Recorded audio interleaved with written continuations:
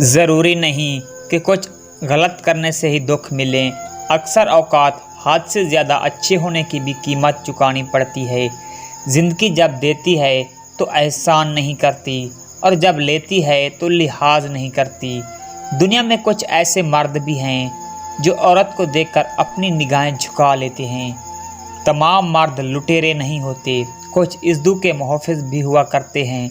सच्ची मोहब्बत करने वाले कभी भी बद्दुआएं नहीं दिया करते, क्योंकि जहाँ मोहब्बत का बसेरा हो फिर वहीं नफ़रत और अदावत का क्या काम।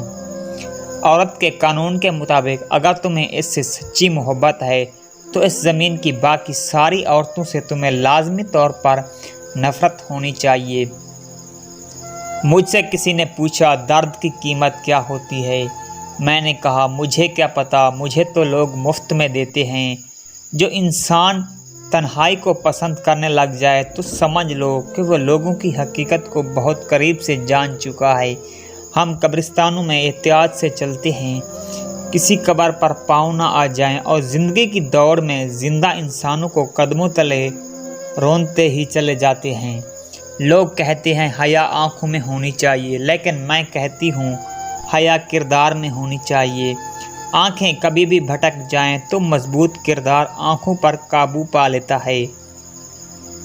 किसी को अपने जज्बों का राजदार बनाने से पहले सोच लें कि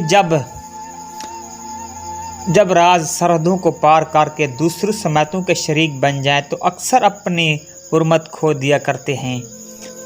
कौन जानने सुनने वाले का ज़र्फ़ इतना बुलंद भी हो या नहीं, वो आपके जज्बों की कीमत को जान सके। ताल्लुकात को तवज्जो देनी चाहिए होती है, वरना जज्बे बड़ी खामोशी से सीखते सीखते मर जाया करते हैं।